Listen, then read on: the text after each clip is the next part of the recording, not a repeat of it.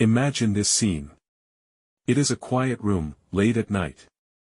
The world outside is chaotic, loud, demanding your attention, pulling at your nerves like 1,000 invisible hooks.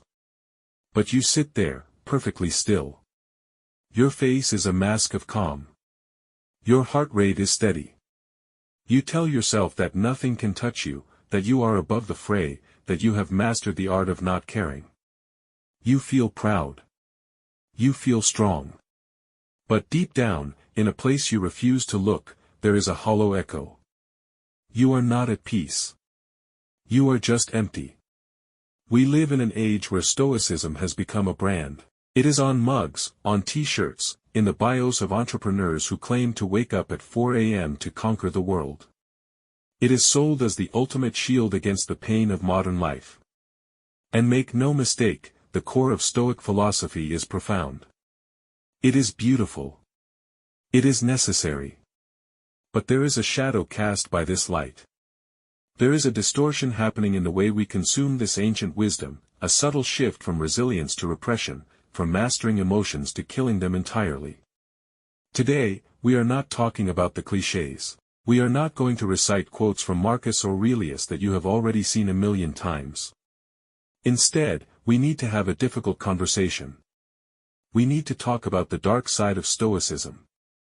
We need to ask the question that most influencers are too afraid to ask: when does resilience turn into emotional numbness? And what do we lose when we convince ourselves that feeling nothing is the same as being strong? Let's be honest about the landscape we are walking through. Open any social media platform. Search for Stoicism. What do you find? You find images of marble statues with blank expressions.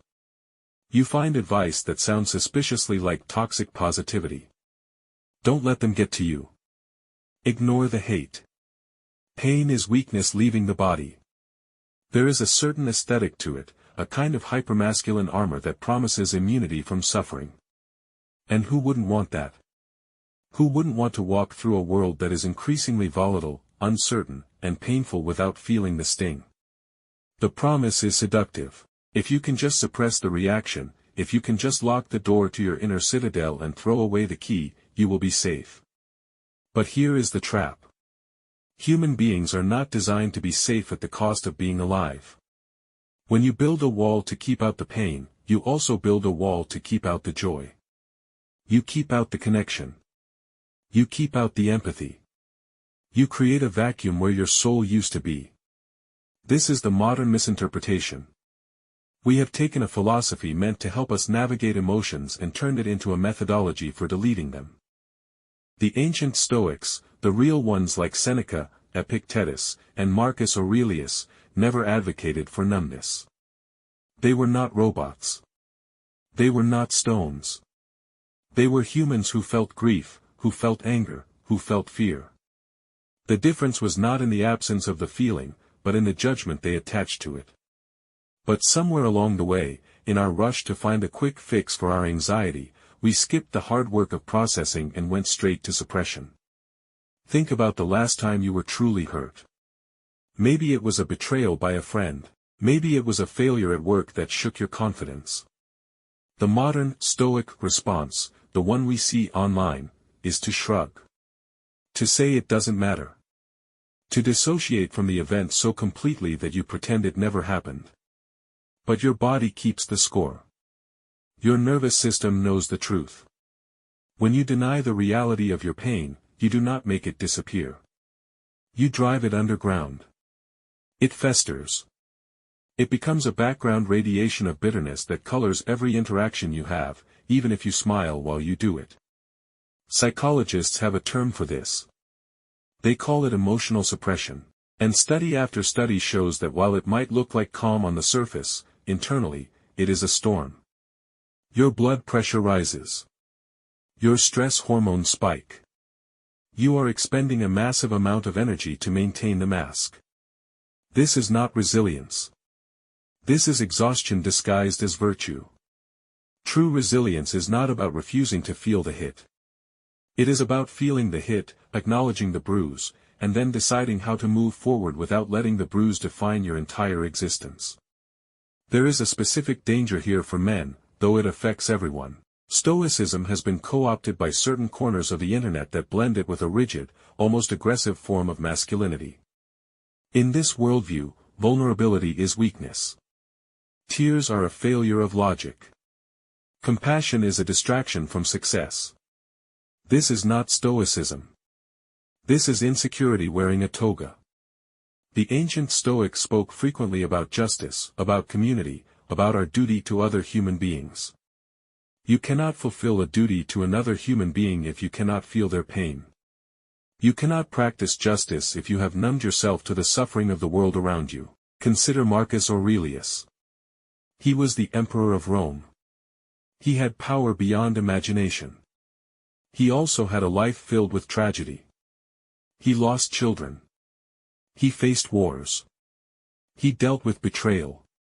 If anyone had a reason to become numb, to shut down, to become a tyrant protected by indifference, it was him. But read his meditations. Really read them. You do not find a man who feels nothing. You find a man who is constantly wrestling with his own impulses. You find a man who reminds himself to be kind, to be patient, to understand that others act out of ignorance. He did not suppress his humanity, he refined it. He knew that to be indifferent to vice was necessary, but to be indifferent to people was a violation of nature. So where is the line? How do we know if we are practicing healthy stoicism or if we are just emotionally castrating ourselves?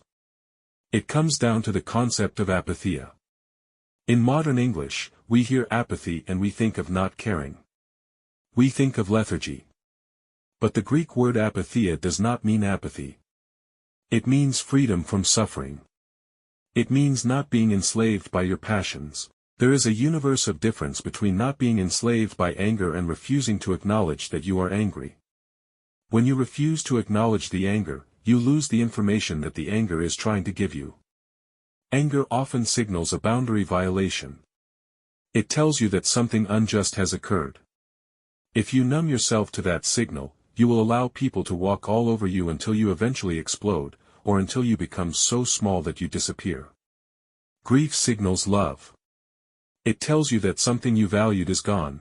If you numb yourself to grief, you are essentially numbing yourself to the value of what you lost. You are saying that the connection didn't matter enough to hurt. And that is a lie.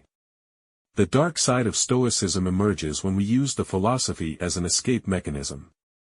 It is easy to hide behind logic. It is easy to analyze a situation intellectually so that you don't have to feel it viscerally. We live in a world that values productivity over presence. We are told to optimize everything, including our emotions. If an emotion slows us down, if it makes us less efficient, we label it as negative and we try to eliminate it. This is the industrialization of the human soul. We are treating our inner lives like a factory floor where anything that doesn't contribute to output must be removed. But we are not machines. We are biological organisms designed to feel. Our emotions are data. They are the navigation system of the human experience. When you disconnect the navigation system because you don't like the warnings, you might drive faster, yes. You might feel like you are in control, but you are driving blind. Eventually, you will crash. And when you do, the crash will be much harder because you ignored the warnings for so long. I want you to think about the people in your life who claim to be the most stoic. Are they easy to be around? Do you feel safe telling them your problems? Or do you feel like you are talking to a wall? Often, the person who has achieved this state of artificial numbness becomes isolated. They push people away because intimacy requires vulnerability. You cannot truly love someone if you are protecting yourself from the possibility of being hurt by them. Love is inherently risky. It requires you to hand someone the power to destroy you, trusting that they won't. If you remove the risk, you remove the love. You are left with a transaction. You are left with a partnership of convenience. And that is a lonely way to live. This is the cost of the dark side. It is loneliness. It is a quiet, sterile existence where nothing goes wrong, but nothing goes right either. There is no peak because you cannot have a peak without a valley. You flatten the landscape of your life into a plane of gray safety. And deep down, you know it. You feel the emptiness. You might call it peace, but it is not peace. Peace is active. Peace is the presence of harmony despite the chaos. Numbness is the absence of life. So, how do we correct this? How do we reclaim Stoicism from the influencers and the misinterpretations? We start by admitting that we are human. We start by allowing ourselves to feel the initial sting of an event. The Stoics called this the first movement. It is the involuntary reaction. The heart jumps. The stomach drops. The face flushes. That is not within your control. And the Stoics said that is okay. That is nature. The virtue lies in the second movement. The judgment. The story you tell yourself about what happened. You can feel the grief without believing that life is over. You can feel the anger without believing that you must destroy the person who hurt you. You can feel the fear without letting it stop you from acting. This is the nuance that is missing from the memes. It is much harder to do than simply saying, I don't care. It requires presence. It requires courage. It is easier to be numb than it is to be vulnerable. It is easier to be a stone than to be a human being who bleeds but keeps walking. We need to stop praising suppression as a virtue. We need to stop telling ourselves that crying is a failure of logic. We need to understand that processing emotion is not the opposite of Stoicism, it is the foundation of it. You cannot govern a city if you do not know what is happening in the streets. You cannot govern your mind if you do not know what is happening in your heart. Ignoring the streets leads to riots. Ignoring your emotions leads to breakdowns. There is also a social responsibility here. When we promote this version of hyper-resilience, we create a culture where people are afraid to ask for help. We create a culture where suffering is hidden. If everyone is walking around pretending to be unshakable, then the person who is actually struggling feels broken. They feel like they are the only one who isn't strong enough. This increases the epidemic of loneliness and mental health issues we are seeing today. We are creating a society of masks. True strength is not the absence of emotion. True strength is the capacity to hold emotion without being consumed by it. It is the ability to sit with discomfort and not run away. It is the willingness to say, this hurts, and then ask, what now? It is integrating the pain into your story rather than trying to erase the page. Imagine a tree in a storm. The tree that is rigid, that refuses to bend, that claims it will not be moved by the wind, is the tree that snaps. The tree that survives is the one that sways. It feels the force of the wind. It moves with it. It acknowledges the power of the storm. But its roots hold. That is what we should be aiming for. Not the rigidity of the marble statue, but the flexibility of the living organism. We need to bring humanity back into Stoicism. We need to remember that Marcus Aurelius wrote his meditations for himself, not for publication. He was struggling. He was tired. He was trying to be good in a world that made it very difficult. He wasn't trying to be perfect. He was trying to be better. There is grace in that attempt.